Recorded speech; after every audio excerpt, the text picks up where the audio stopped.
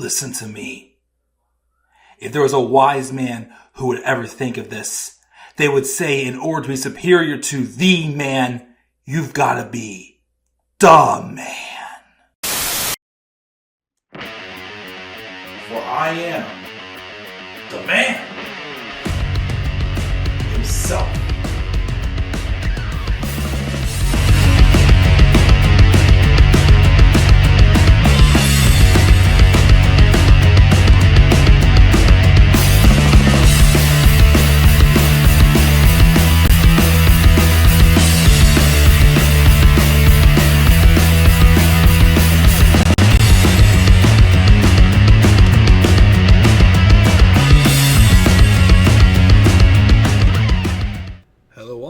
How you guys all doing? Once again tonight, this is the Club of the Man 1993, and for again the first time in a few weeks, this is my first review of WWE's Friday Night SmackDown. We're going to be talking about tonight's episode, the July 18th, 2025 edition, and it took place in San Antonio, Texas, which is a nice town. I've visited once before. It's pretty cool. You should check it out for sure.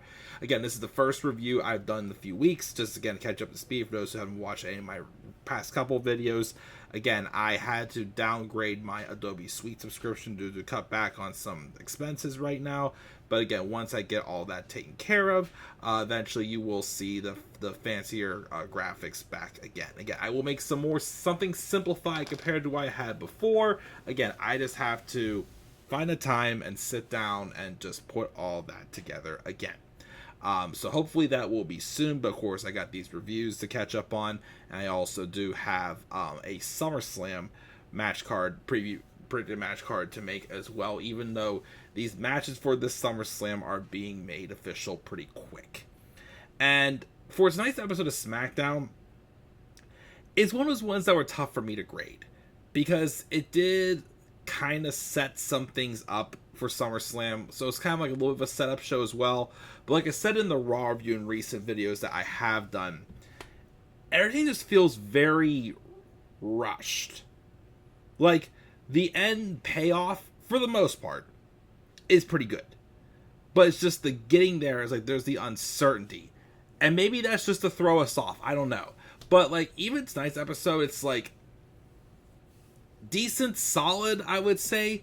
But like I said, I feel like I may view this as a little bit better and higher up if they actually had some if that there's just a little more long-term story to some of these storylines, for sure.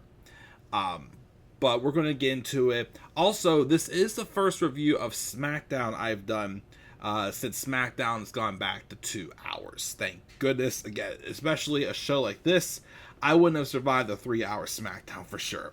But yeah, for now, reviews are going to be kept like pretty brief, just till I get my groove back again. I took a couple weeks off with just a lot going on, and I've definitely had some emotional couple weeks with just some things happening between having to figure out what's going on with my wife's car and then having to trade it in. Today also was the last day at work for a co-worker of mine I've been working with since I first started my current job, and he was definitely a big reason why I enjoy working where I work at. And I know he's moving on to great things for sure, but it was a little tough seeing him leave today and whatnot. So again, I've had a lot on my mind the past couple weeks, just trying to settle back in, and again just finding what I enjoy doing. And again, that's me coming down here and just sharing all my interests, talking wrestling, and having fun. So like I said, these reviews probably aren't going to be my best ones, but again, until I can get my mojo back, get some things under control behind the scenes, we'll be okay. But we'll talk about SmackDown very briefly. So the main story throughout that, well, first off, Nick Aldis was off this week, so Adam Pearce filled in. I feel like that's happening a little often lately, or is it just me, that the opposing brand's general manager is appearing on the opposing show a little more often, or is it just me? But the main story throughout the night was that at the beginning of the show, there was the MFTs, which is Sikoa's new group. Apparently, were involved in some sort of a car accident. And they're trying to figure out, of course, who in fact was involved. And of course, who did they accuse? Well, no one else other than Jacob Fatu, who was taken in, but then eventually he had footage shown that Jacob was not in fact involved with this, and that the MFTs were trying to frame him. Seen that happen how many times? It's not really like a different story, but it is whatever for me. And then it basically Solo would get arrested at the end of the night, and it's setting up for a rematch for the U.S. title at SummerSlam, but it is going to be a steel cage match, which honestly makes sense to me. I feel like, though, I would be more intrigued by this if I knew they were going to get more mileage out of Solo in this. Like, again, I keep saying, like, character work, Solo's got it. In-ring work, I just need to see more results in the ring. And not to see him defended against, no offense, Jimmy Uso. Which, I love Jimmy Uso. I still feel like Jimmy Uso, especially with since he turned back to being a face, he should at some point get somewhat of his props as a single star. Some type of recognition, because he can do it. He's just still kind of overshadowed by Jay and everyone else, like Jacob and Solo and Roman and all that. So, like, honestly, I really didn't care for their match this past Saturday. So, yes, steel cage fits very well for the story, because Solo always needs help to win matches. Part of me, I want Solo to retain. But I want him to retain and look strong. So, I don't know. They could have very well just give the belt right back to Jacob. Maybe, I don't know. But like I said, it's something that I just gotta see where it goes. So that was the main story throughout the night on the show. Also, it was announced that Charlotte Flair and Alexa Bliss are going to be fighting Raquel Rodriguez and Roxanne Perez at SummerSlam for the women's tag titles. I guess if you think about it, out of the 3 other teams that are in that Fatal 4-Way, that's the only team within the past week that they haven't pinned yet. So, okay, my small issue I have with the Alexa Bliss and Charlotte Flair storyline, which, first off, I love it in the sense that, again, it's backing off how much Charlotte's being shoved down our throats, for sure. As I kept saying, all you gotta do is put her involved in, like, a lower card storyline, and fans will start to appreciate her. Again, she got, like, a hero's reaction at Evolution. She got a "We Won Charlotte" chant at Evolution. When's the last time that's happened? Especially a woman who came back from injury, and it's like nobody missed her. She was not welcomed back with open arms as well. Didn't help that she basically was like, yeah, I was out hurt, but I was still on my yacht and, basically doing what rich people do and whatnot, this, and that. So yes, although I like that it's definitely helping Charlotte's case a little bit, and this isn't really Charlotte or Alexa's fault, but like everything else, this storyline feels like they picked up the tempo too quick on it. And again, most likely because of the Liv Morgan injury, I get it. But I wish they would have had, like... Because, like, I all of a sudden... I mean, yes, they're doing a thing where, they're wearing the shirts that's saying, we're still not friends, but we'll be a team. But I still feel like we're, like, 2 or 3 weeks ahead in this storyline, it feels like. Like, I feel like there should be just, like, a little more seasoning put on it. Maybe just me thinking to it. But like I said, I just feel like, again, ever since Liv went down with the injury, they've, like, turned up the speed on this storyline. And it's making it, like, a little bit off. Like, you want to see maybe, like, a little more drama before, Charlotte and Alexa continue to show that they're on the same page. Just so you're not rushing back, because they obviously desperately want to make Charlotte a babyface. But, again, I'm still waiting to see, before I make a turn alert for sure on that one. But Charlotte did fight Raquel Rodriguez, and she did beat Raquel. So maybe Raquel and Roxanne will retain. They're probably going to hold on to the belts probably until Liv gets back. But however long that is, it still could be a while. We did video packages, hype it up. Tiffany Stratton and Jade Cargill for their match at SummerSlam. Also showing what happened, been going on recently with R-Truth Damian Priest and Aleister Black. And then earlier today, Priest ran into Carmelo Hayes while Priest was looking for Black. And it sets up for a match between Damian Priest and Carmelo Hayes. Can I be 100% honest? I'm starting to lose faith in Carmelo Hayes. Because, again, I knew he was great. He was definitely one of the best parts of the 2.0 era. But on the main roster, it's like, at first it was like, okay, he was a first round draft pick. They were giving him some matches against some of the big names. Remember, the night he got drafted, his first night as an official SmackDown superstar, he fought the WWE champion Cody Rhodes. He lost, but he still had a great performance. That's great, but then it's like he really hasn't. Like I'm waiting for them to really go all in on Carmelo Hayes, and I thought maybe they were gonna. Because my opinion was he's gonna put on some good matches for a year. Fans are gonna get behind him, and he's gonna turn face. And I thought they were going to accomplish that when they had him win the Andrade the Giant, and when they had him tag team with The Miz, Mello Don't Miz. But I think Miz is away filming a movie right now. But it's like, even when they were involved in Aleister Black's first TV feud since he's came back since WrestleMania, honestly, it's like, I watched this match and I'm like, what are we doing with Carmelo Hayes? Like, why does he feel like he's been reduced down to job squad? But there was no conclusive finish in the match. Aleister Black does get involved, and he attacks Damian Priest and tells him, I hear you're looking for me. Which I'm guessing could lead to a solid match for SummerSlam. I kind of want it to be on the card. Damian Priest and Aleister Black. Could be interesting. Carmelo Hayes, though, was like, I want nothing to do with this, and he got the hell out of there. So, again, we'll see where that goes. Like I said, I like the idea of the feud with Damian and Aleister. I like that. But as far as what the heck are doing with Carmelo Hayes, like, that kind of, like, hurt this a little bit for me. Because, again, you have a former first-round draft pick that feels like a jobber right now. And it isn't really getting to where I was hoping he would be by now. So, that just may be me.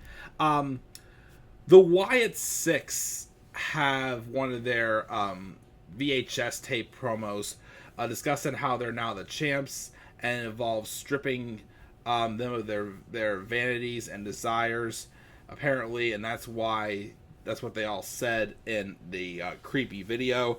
Again, I'm happy to see them put the belts on the Wyatt 6, but I also think it doesn't help that the rest of the tag team division is just really, like, not on the level they're on right now. Like, seriously, you look at this tag team division, who are you screaming for to eventually beat the Wyatt 6? Honestly, really nobody.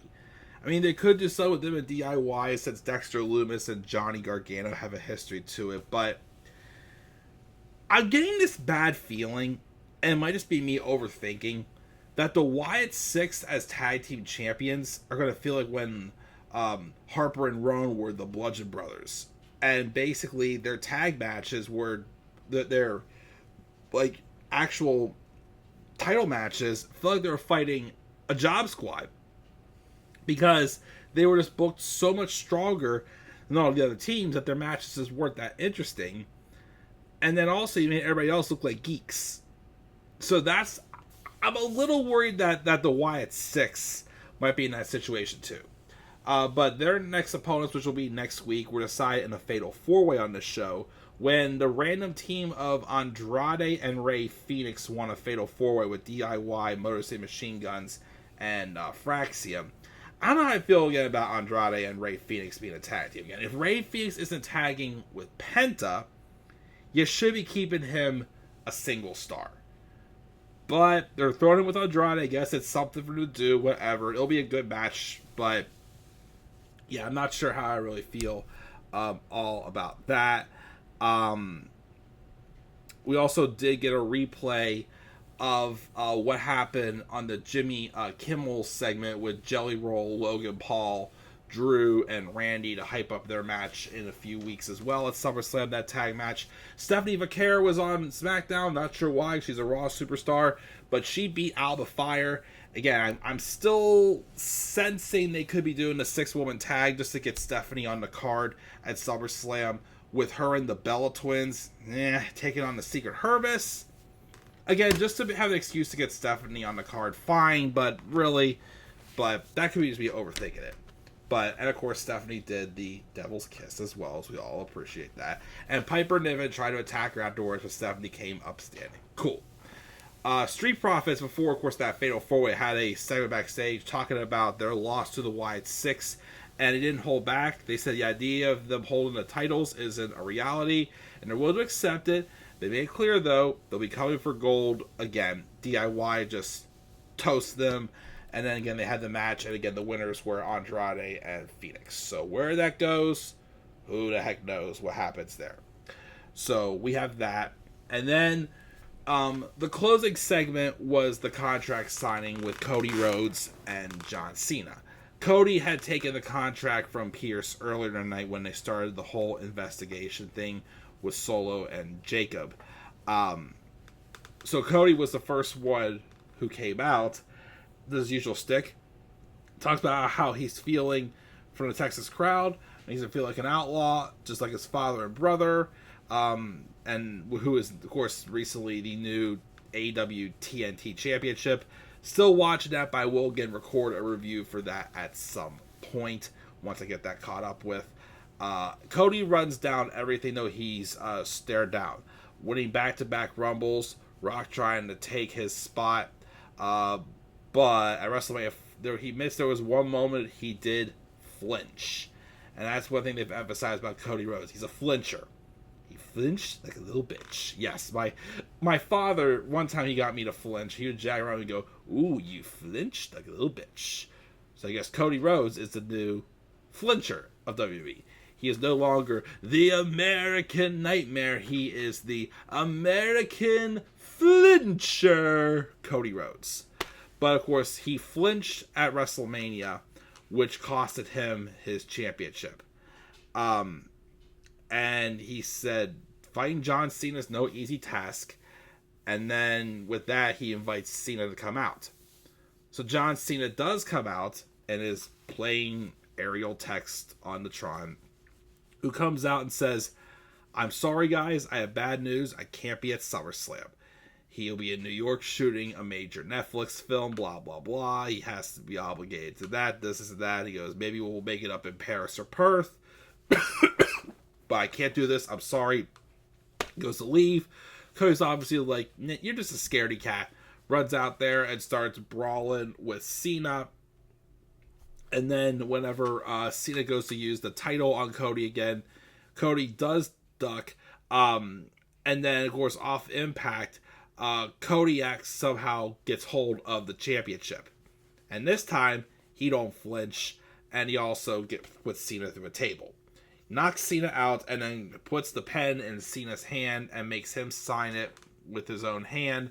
But then he says, also, you didn't read the fine print. Their match at SummerSlam is not only going to be for the title, it's going to be a street fight. Again, another thing of, we'll see what happens with it. Again, I'm not sure how I feel about this match, though, because like I said, the match at WrestleMania wasn't that great. But again, as I keep saying, John Cena is 48 years old. And again, if his story is he can't win matches how he's been at his age, then obviously, if he's desperate, he's going to reduce himself to what he is now. So I'm not expecting a 5-star classic. It's just, I don't know. I don't think, well, first off, I still think the long-term plan is to put the belt back on Cody. But one, I still think they should give it to someone else. And two, if they did it at SummerSlam, it would still feel way too soon, in my opinion. I know a lot of people want the double turn. They want The Rock to come back. People are still mad about The Rock not coming to WrestleMania, which I still agree he should have been there, but he didn't, is what it is. But I still would rather John Cena leave SummerSlam still the champion. I'd rather him just run this out until he gets to the end of the year, and then as I keep saying, do an I Quit match. Who knows who it's against? Probably will be Cody, even though, again, I don't think Cody Rhodes should be the one to dethrone John Cena, given someone new.